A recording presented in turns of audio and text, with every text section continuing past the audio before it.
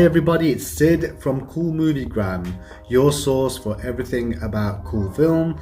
Those of you who have already subscribed, welcome back to the channel. And for those of you who are new, please hit the subscribe button, like my videos, and comment. And also that kind of pushes my video into the algorithm more. Really appreciate your help. And also follow me on my socials like my Instagram. Really appreciate it.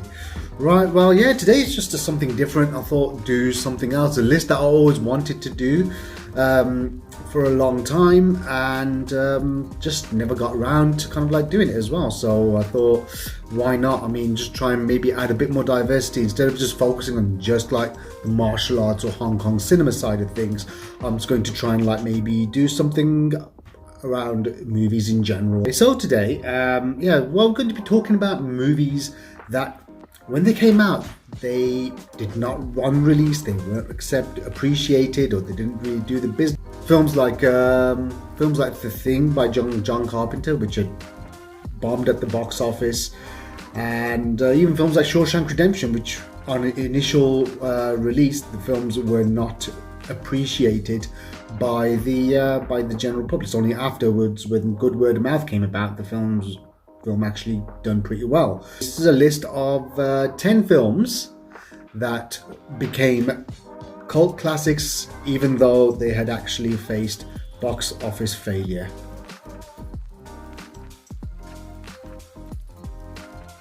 First, we are going to be beginning with Office Space, 1999 film, directed by Mike Judge, who of course was famous for creating shows like Beavis and Butthead and King of the Hill.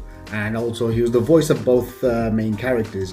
Of course, the film stars Ron Livingston, Jennifer Aniston, Gary Cole, David Herman, and Ajay Naidu.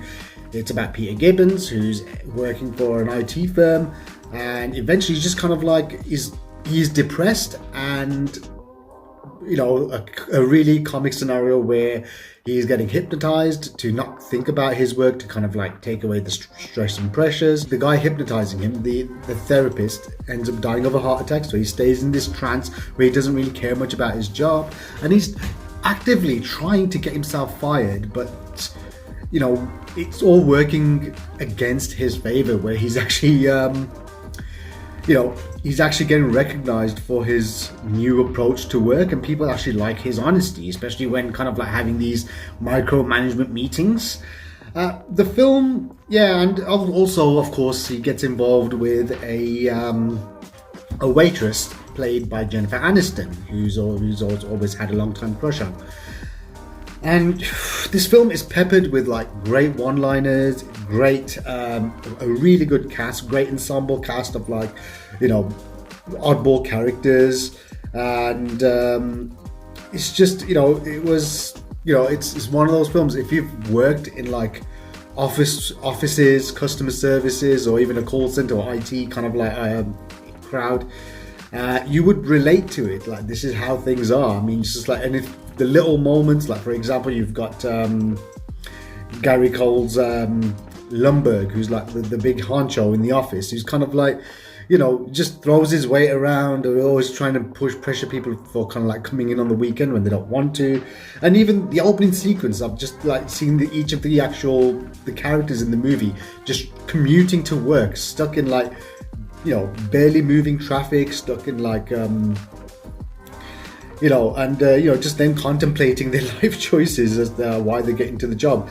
And at the same time, you've also got like a great scene of like, great use of like music, like for example songs by Ghetto Boys, like Still, which was like kind of like parodied in Family Guy, where they kind of like smash up a record, but of course in the movie they're actually smashing up a printer that keeps jamming. And also at the same time, you've got the whole "Damn It Feels Good to Be a Gangster," which the song itself became kind of a meme. And this movie itself, of course, that whole that'll be great, that meme came from that movie too. I mean, on its release, I mean, the film itself, it wasn't a big budget movie. It was just a $10 million movie, but it only made 12.2. Now, of course, I mean, when a film makes like what, less than two and a half times its budget, it's considered a flop. So it didn't really make much of a profit. But when it comes to DVD sales and, you know, literally audiences discovering this movie afterwards, they kind of realized how sharp, how much of a funny, how much of a really relevant satire this was of like the blue collar workers in offices and what office life is really like.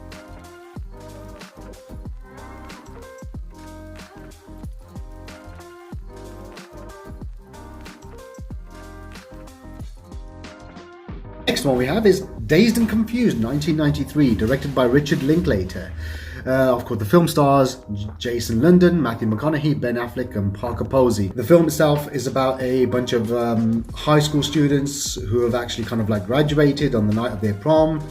They're kind of literally just going through the whole motions and kind of questioning their life choices, questioning whether or not, you know, what they want out of their future. And the film is filled with great dialogue, great performances, lots of great humor, but at the same time it's kind of like quite relatable, especially when you're thinking that even though the film itself was set in the 70s, but the fact is it's kind of relatable to just the young people who just don't know where their life's going to take them, or whether what path they want to choose. The film only made $8.2 million against a $6.9 million budget, which of course according to industry standards is a flop, but you know, home media, like for example video, and then even after DVD and Blu-ray, and even you know, this film kind of developed another cult following, which kind of like showed just a different side to the whole slacker generation. And it's just kind of, you know, it's one of those films that got its fame after.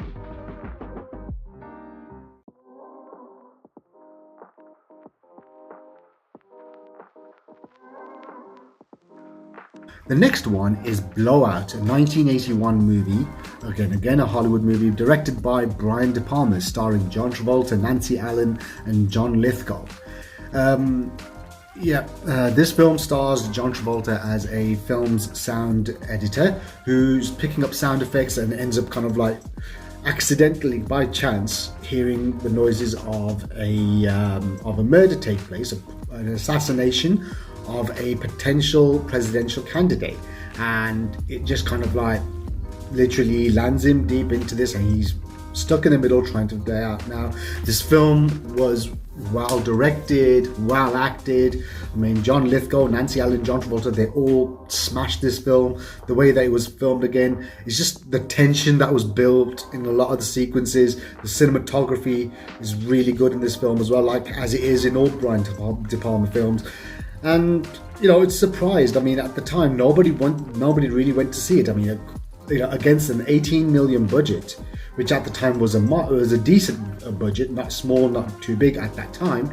It only recuperated $13.8 million, which that's the only returns it saw, which was smaller than its cost. So the film itself was a box office disaster. But going further, I mean, even Quentin Tarantino and a lot of other filmmakers kind of put Blowout as one of their all-time favorite films, and I can see why. It's actually such a well-made film, a great thriller, a lot of tension, great performances, and the way that it was shot. And even later on, I mean, if you could actually get a hold of the Criterion Blu-ray that was released, I mean, it just kind of makes you appreciate how well this film was made. And you know, which is why it enjoys the reputation that it has today as well.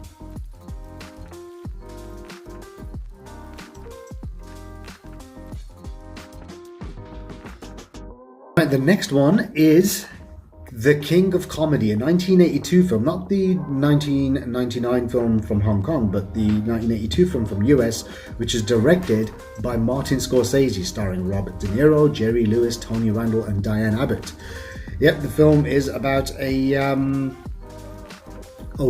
struggling comedian played by Robert De Niro who idolizes a TV star / former comedian played by Jerry Lewis, who eventually kind of like goes to extreme lengths just to get his name out there. And I mean, this is again a very biting, sharp satire about the obsession of fame and the kind of like the lengths that some people will go, and the kind of like the, you know, just how even affects like the minds of these people who are included. Now, this film itself was a big inspiration on Todd Phillips's critically acclaimed box office success, Joker, especially the first one, not the second one, but the first one, where some of the scenes from King of Comedy were pretty much more or less lifted and put into that movie. I mean, that film itself was pretty much inspired by Martin Scorsese's works, but King of Comedy had a great kind of like had a great impact on that. And the film itself, it has great performance again, and even the way that it's shot with Martin Scorsese's style of kind of like realism, but at the same time it has a really kind of like well shot, well kind of like documented, and it is, I would say, downright one of Martin Scorsese's best films that he's directed. And it is actually really, it's really kind of like, this is top tier filmmaking, and it's hard to believe. I mean, it had a $19 million budget, but it only made $2.5 million at the US box office, which, it was a complete disaster. But then later on during the, of course, home video, and even, for example, later on in retrospective reviews, the film itself has actually been getting nothing but praise and considered as one of like the best films of the 80s, which quite possibly it is. And I can understand why it enjoys such a great kind of like such a great reputation.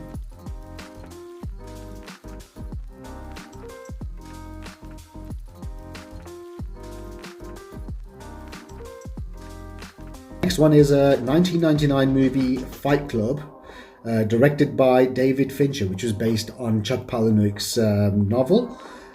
Stars Brad Pitt, Edward Norton, and Helena Bonham Carter.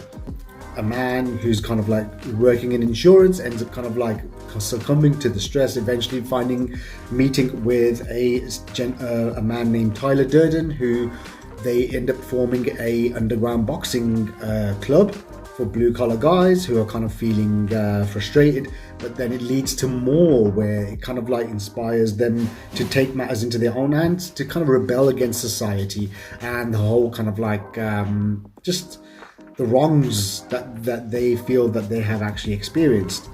This is just like the novel itself. The film is a really biting, sharp satire on like subcultures, and a kind of a critique on capitalism and and consumerism. And it's kind of it was well shot. The editing is absolutely amazing. It moves at such a great frenetic pace.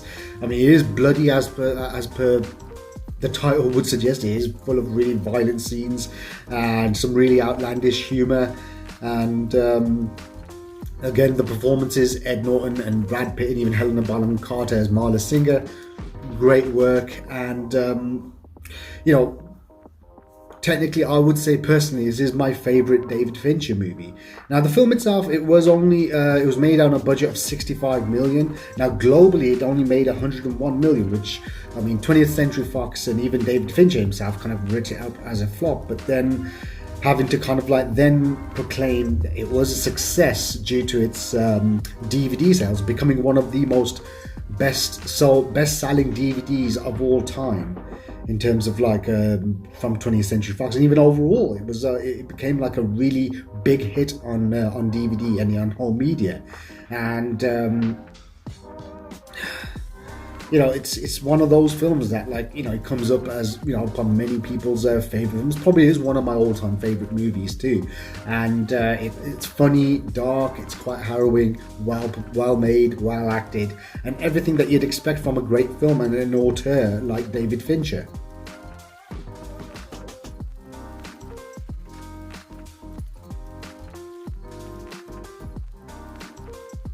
The next film is Team America World Police from 2004, a US movie directed by Trey Parker, starring Trey Parker, Matt Stone, Kirsten Miller, Masasa Moyo, and Darren Norris.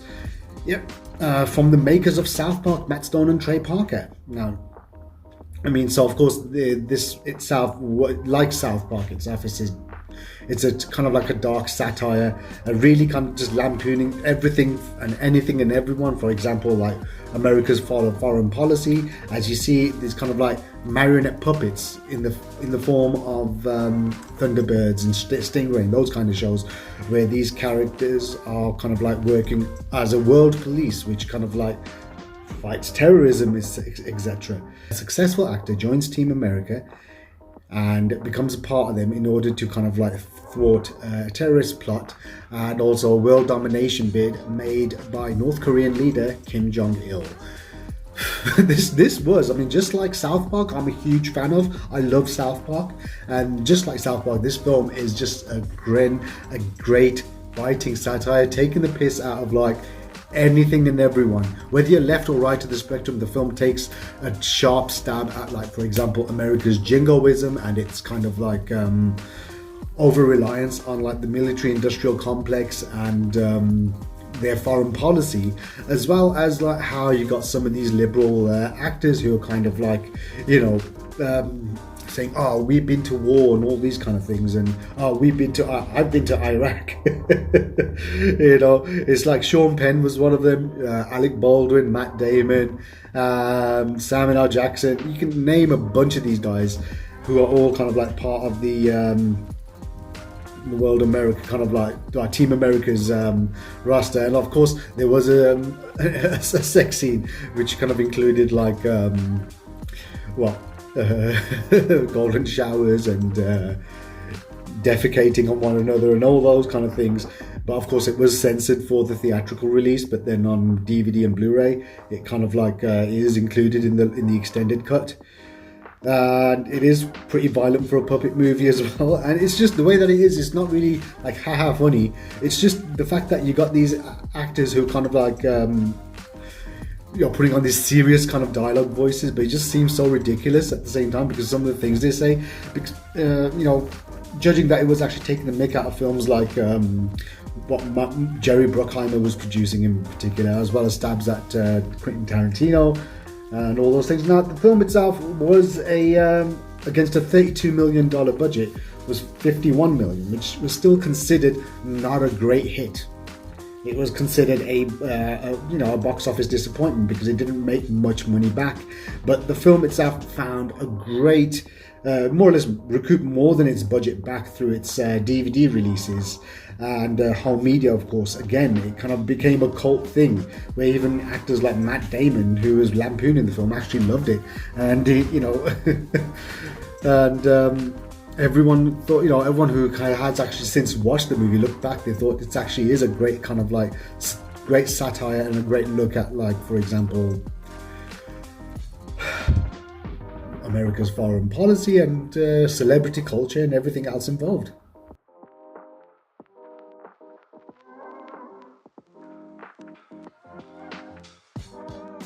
Next one is Scott Pilgrim vs. the World, a 2010 movie directed by Edgar Wright, starring Michael Cera, Mary Elizabeth Winstead, Ellen Wong, and Jason Schwartzman, as well as many others. An popular graphic novel, it stars Michael Cera as Scott Pilgrim, an above teenage slacker who's been dumped by his girlfriend and starting to date a high schooler knives child played by Ellen Wong, but then eventually kind of like crosses path with Ramona Flowers played by Mary Elizabeth Winstead, which kind of like triggers off a sequence of video game inspired battles against her 7 evil exes, headed by G-Man, played by Jason Schwartzman. And the film itself is just one of the funniest, well written, like the snappy dialogue, the visual style was absolutely amazing.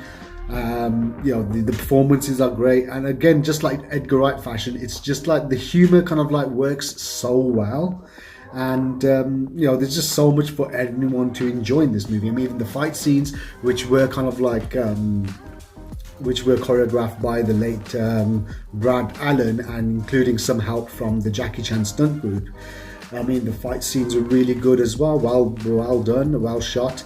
And just some really kind of like memorable one-liners and snappy kind of like, just the way that it was filmed is just, visually the film is just, it is visual candy wrapped with a lot of great substance, but it's done in such a way that it's not taking itself seriously, but everyone's in on the joke. The budget of the film was about between 60 to 85 million.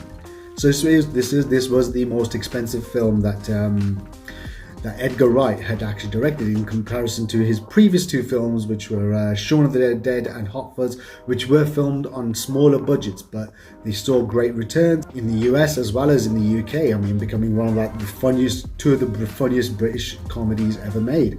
And this again would kind of like easily be one of his strongest films that he has actually directed, and he hasn't really made a bad movie yet. I'm still waiting for Edgar Wright to actually make a stinker of a movie, but he just doesn't. He understands the language of film really well, and this made only $51.7 million against its budget. But even though the critical acclaim this film got, it was really well, but it was released at the wrong time, because at the time, you had the Lionsgate's release Expendables. And at that time, it's just, it was just kind of, the film kind of went under the radar. But again, it was the Blu-ray market and the DVD market and whatnot, where people eventually kind of like, learned about this film. That's where the audience kind of like grew for this film as well. And as well as online streaming and terrestrial kind of like TV and Sky TV, whatever was actually kind of like airing this film. But it was really, this definitely, when it comes to like comic book adaptations, this is actually one of the better ones made. And I actually really enjoyed it. I mean, there were some things that I would love to have actually seen in the comic, in the movie as well. Like, for example, in the graphic novel where you got the character Knives Chow, her father is kind of like popping up in and out like a ninja of fighting against Scott Pilgrim, because he doesn't approve of his daughter, who's Asian, dating a Caucasian. It's actually just, that was, I always thought that was actually a really good, this is a really good element that should have been included in the film. That was an animated series, but on Netflix, that was from the original makers involved, and the original cast also returned to voice the characters. But yeah, which is also pretty good too. It's actually really cool. I mean, very kind of like anime type, but I would say definitely, I mean, Scott Pilgrim vs. the World is one of those grave injustices that happened. The fact that this film bombed at the box office when it should have been a blockbuster.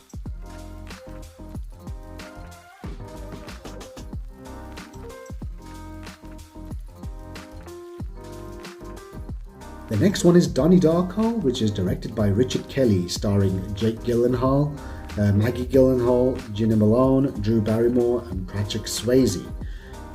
Yeah, the film itself, it kind of like covers just set in the 80s, and how a young boy who kind of just about narrowly escapes death from an engine off an airplane that fell through his bedroom, eventually is kind of like going through like what you would call kind of like a psychotic episode, where he's kind of getting hallucinations of this person in like a bunny costume, and making him do all these different things, and him just rebelling against the norms of society and like the whole preppy culture.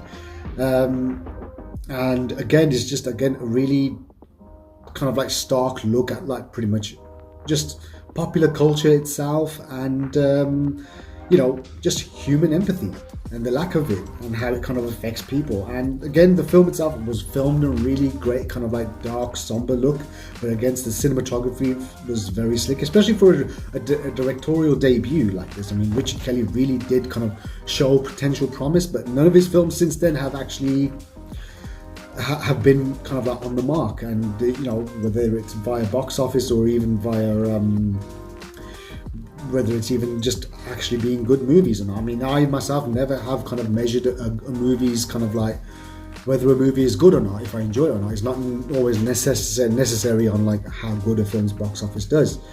The film itself was filmed on a small budget of 4.5 million, with majority of the cast being unknown, like Jake Gyllenhaal and Jenny Malone. But then it went on to just only make a small, measly 7.5 million. But the film then was re-released on a director's cut, and also on DVD and Blu-ray. I mean, the film itself made a lot more money did on physical media than it did at the box office, but it kind of like did become a cult classic, and definitely one of the best movies, like high school movies, to come out, especially like in that era from like the 2000s. I would say it's definitely well acted, well directed, a well written film with a great twist at the end.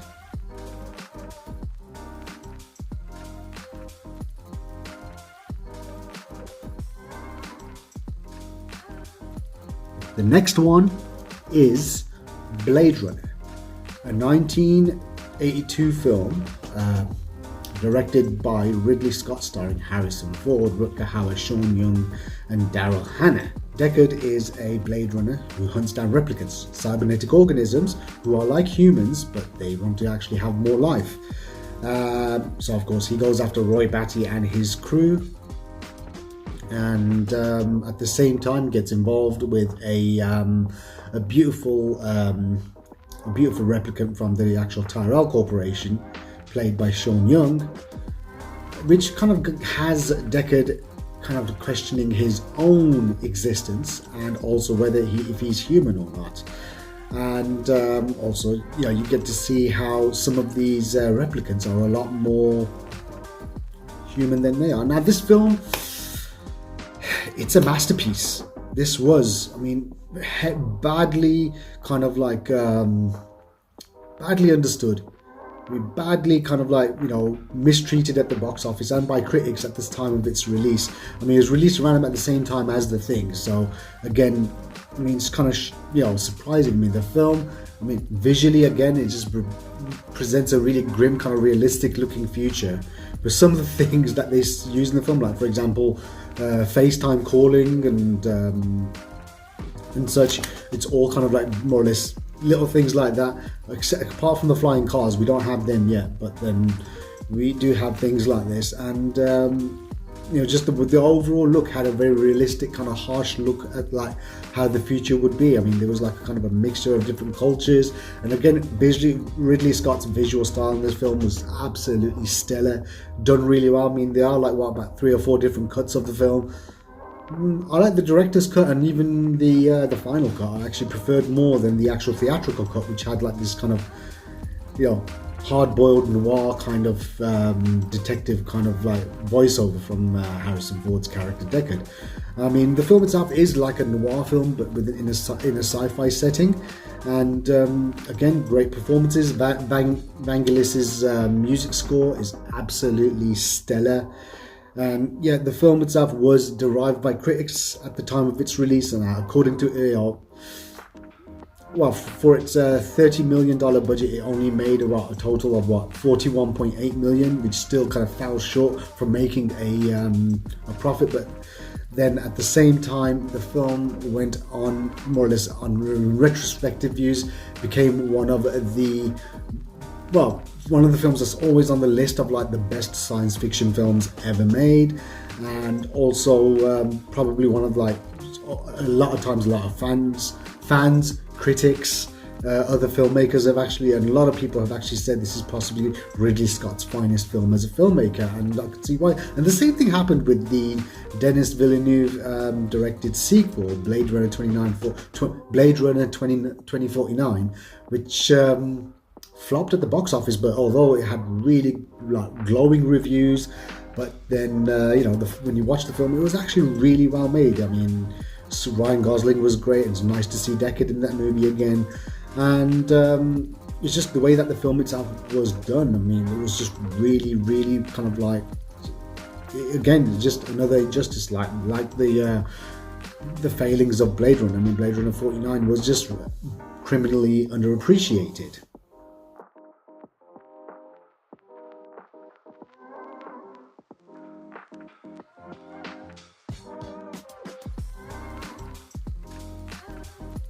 And lastly, we have Big Trouble in Little China, a 1986 film directed by John Carpenter, starring Kurt Russell, Dennis Dunn, James Hong, and Kim Cattrall. Burton, played by Kurt Russell, is a truck driver who ends up kind of getting involved with Wang, played by Dennis Dunn, to pick up his fiancée from the airport, who ends up getting kidnapped by some gangs from Chinatown, and eventually leading him to kind of go face to face with David Lo Pan, played by James Hong, who's like an ancient being who's trying to kind of like gain mortality again in order to rule the world again.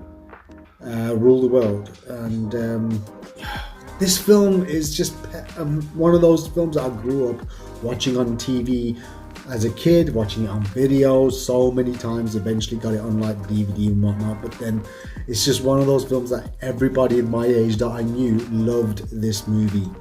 Now, it's full of great dialogue. I mean, the visual style of the film, just the kind of like the practical effects, and just the whole look of the movie itself was really cool. And mixing elements of martial arts, mixing elements of kind of like the occult, like fantasy action. It is again like how one of the characters in the film says, this is like a Chinese Alice in Wonderland. I mean, the deeper it goes, the more kind of bizarre and more kind of like otherworldly this movie seems. It's like a great kind of like fantasy action adventure.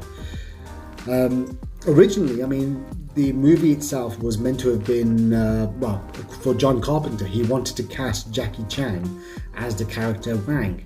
But then due to his previous poor experiences on Hollywood movies, especially the year before, he had just made the movie The Protector with James Glickenhaus, which was like a commercial and critical disaster. It was, and he hated making that movie, so he wasn't too concerned about making another Hollywood movie, so he turned it down, which is why we ended up getting with Dennis Dunn. But then we also did, in terms of Hong Kong talent, we did get Carter Wong as one of the Three Storms, as one of the antagonists in the movie.